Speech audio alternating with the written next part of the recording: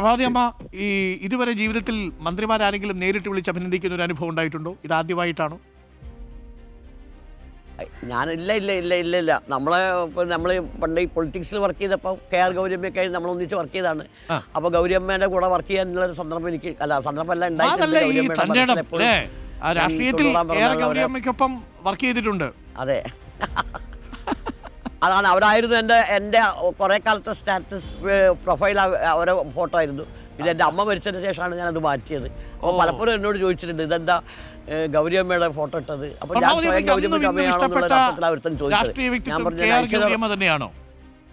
അതെ, അത് അപ്പോഴും ഇപ്പോഴും ഒക്കെ ഞാൻ ഇഷ്ടപ്പെടുന്നത് KR ഗൗരിയമ്മ തന്നെയാണ്. കേരം തിങ്ങും കേരള നാട്ടിൽ KR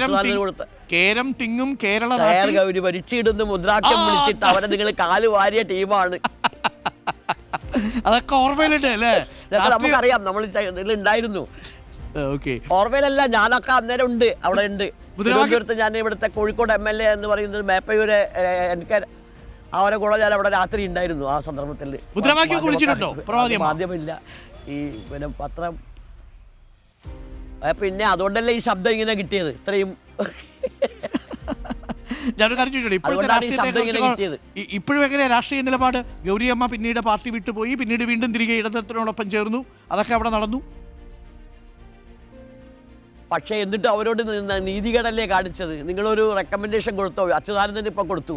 അപ്പോൾ അവിടെ ഒരു പുരുഷ മേധാവിത്വത്തിൻ്റെതായിട്ടുള്ള ഒരു ഇത് വന്നില്ലേ? അല്ലെങ്കിൽ ഒരു സ്ത്രീ എന്നുള്ള നിലയിൽ അവരെ വളരെയധികം പീഡിപ്പിച്ചില്ലേ? അവസാനം പീഡിപ്പിച്ചു തന്നെയാണ് ഞാൻ പറയാം. ഞാൻ അവരുമായിട്ട് പേഴ്സണലായിട്ട് വളരെ സംസാരിച്ചിട്ടുണ്ട്. അവരുടെ ഗസ്റ്റ് ഹൗസിൽ വന്നപ്പോഴൊക്കെ ഞാൻ കാവൽ നിന്നിട്ടുണ്ട്. അവിടെ രാത്രി പോയിട്ട് അവരുടെ കൂടെ കിടന്നിട്ട് ആ ഗസ്റ്റ് ഹൗസിൽ താമസിച്ചിട്ടുണ്ട്.